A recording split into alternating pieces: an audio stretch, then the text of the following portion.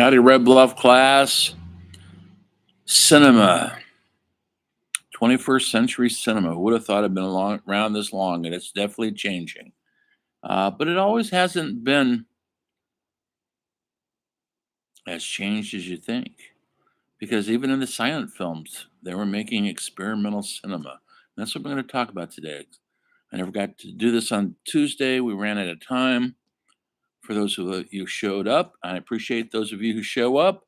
And those who don't show up, you're lost. And you know who you are. So here we are, winding down the class. I'm assigning the last paper today, so look at assignments, you'll see it. It's going to be on the Marvel comic world. Why are we in that world of cinema? Research it, do some research. You've probably seen all the films. Tell me what you're getting out of them. Why they matter? Do they matter?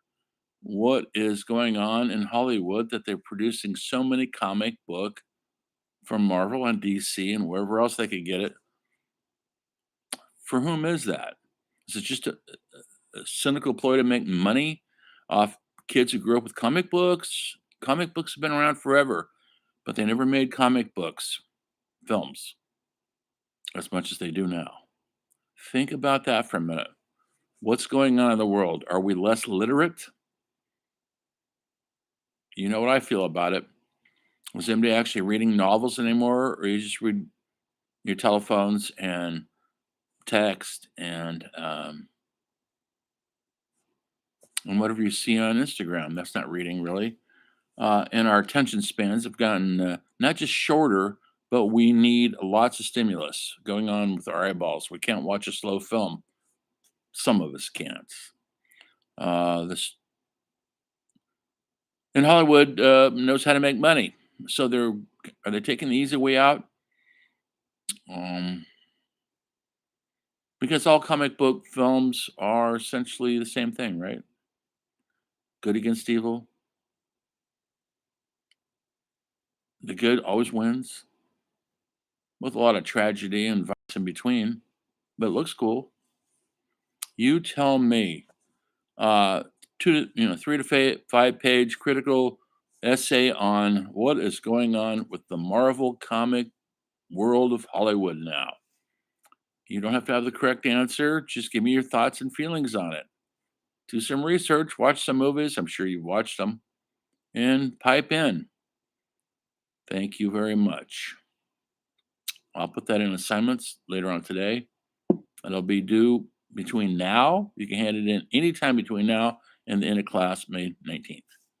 Also, if you're in class, you don't need to have a reminder, but the journals are now open. You can hand in your journals now, between now and May 19th. The last essay I signed last week is due tomorrow at, I think, 11 o'clock or midnight, whatever it is, Friday. And that's it, folks. Class is over. I do hope you continue to come to class because there's always going to be some new things to learn. And if I'm making the drive down there, certainly you will too. Thanks. Anyway, today I'm going to briefly talk about experimental films, surreal films. Now, we've gotten a lot more acceptance of surreal films. I mean, if you think about it, Ant-Man is surreal. That's not real, folks. That's not real. There are no Ant-Men. There are no Wasp-Men. There's no Superman. We're in a surreal world, but now it's for big commercial reasons, and we accept it. The Hulk is surreal, folks. There's nobody like the Hulk that could punch you through a building. That is surreal imagery coming from comic books.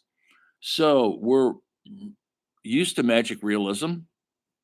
It's magic, folks. You can't jump over buildings. You can't do anything the X-Men could do. Sorry, not even Wolverine with the big claws. Didn't happen. So we've really in a surreal world right now, and we accept that magic realism in that comic book world. Now, are we going to accept it in, serious films about, the Ukraine war or what's going on with climate change or the political landscape? Why not use it? It can be done anytime. That's surreal to me. What's going on? with the social media explosion. That's pretty surreal. So, but these films started in the beginning of time, beginning of films. And there's a brief documentary. If you choose to watch it, watch it. It's posted on modules under art films, surreal cinema. And it kind of gives you a brief history of the earliest stuff from the silent films up until present day. So check it out if you so desire, if you want to see some interesting imagery and what makes a surreal film, what makes an art film or experimental film, and where do they get placed in the canon of cinema history. Um, Two or three films that broke out of the box of reality. Two of them were made by a filmmaker from South America. I did most of his work in Mexico. Alejandro Jodorowsky, who's still alive in his 90s. He's still working on his next film, I hope. Um, Surreal experimental filmmaker who made a movie in 1971, 70 called El Topo, The Mole. And it's got religious imagery, Buddhist imagery, spaghetti Western imagery because it's set in the Old West. But it's very artistic, very violent, um, and it's a spiritual quest of one man's spiritual life, from gunfighter rapist to a spiritual holy man. And when it came out, it blew everybody's mind. It had a great soundtrack, and people from my generation who were watching films like Five Easy Pieces and Easy Rider and um, Midnight Cowboy, Clockwork Orange, could not wait to see this. And I was so taken aback by it that I watched it. I talked about it to my friends. I couldn't figure it out. I didn't understand a lot of the religious imagery. I talked to actually religious people who knew the Bible. A lot of it was out of the Bible. A lot of it was out of the Buddhist scriptures and psychedelic. Alejandro freely admitted he took a lot of psychedelics to come up with a story like that, and it swept a generation, people looking for something else in the cinema besides the usual Hollywood standard, because this is not it. He followed it up with a film called Holy Mountain, which is even more so. Filmed in Mexico. You can see these things on YouTube. You can see them online if you choose to watch them. If anybody wants to watch El Topo or Holy Mountain and write a paper about it, please do. 10 extra points. And I know some of you can use it. But if you don't hear this, you won't get this message, because sometimes you do have to pay attention to be rewarded. Anyway, these films, he later on he made several more films. Recently, 15 years ago, he was hired to do the novel Dune, and he did an entire storybook, imagery. He hired people, worked on it for a year, and presented it to the Hollywood studios, and it was too much for him. They just It was just too much of a reach for them. It was too out there. And if you ever read the novel Dune, it is out there. They hired another out there director who started with experimental films, David Lynch, who had done his college graduate film was called Eraserhead. Go look at Eraserhead. You can watch it. It's an experimental surreal film about a lonely guy living a lonely existence who has a surreal, freakish, monstrous baby with a woman, and the woman can't take it because the baby's literally a monster, and he takes care of it, and until he stops because the baby is really demanding. And the imagery is disturbing. It's a modern horror show uh, without any monsters or spooks, just our inner souls. The movie's all about not wanting to commit. Essentially, that's all it is. David Lynch didn't want to commit to a marriage, so he made that movie. Took him 5 years. He had very little money. It was his graduate level, um, graduate level film, and filmed locally in LA over a 5 year period.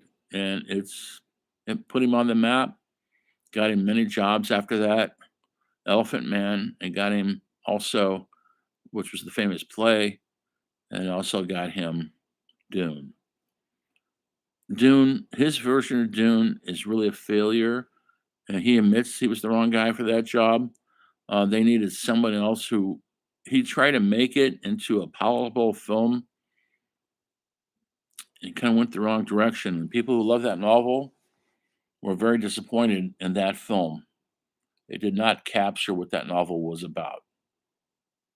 Um, they've remade it recently, and they're doing set part two. I haven't seen them yet. I'd like to. When I get HBO, I'll be watching it. Anyway, so those are two filmmakers who had commercial success. These early surreal film people like Louis Buñuel and Salvador Dali did not. Later on, Buñuel had a lot of success in the art language films in the 50s and 60s and 70s, but those early ones were simply too far ahead of their time or too disturbing. And you can see, if you look at that documentary, you'll see little bits and pieces of all these movies I'm talking about. Um, Once again, we have come to accept surreal imagery. What do you think Batman is? Is that reality, Batman? Is the Joker reality, or is it a surreal image? And become accustomed to it. So have fun writing that paper. Keep watching movies. I'll see you guys on Tuesday where the story of film continues.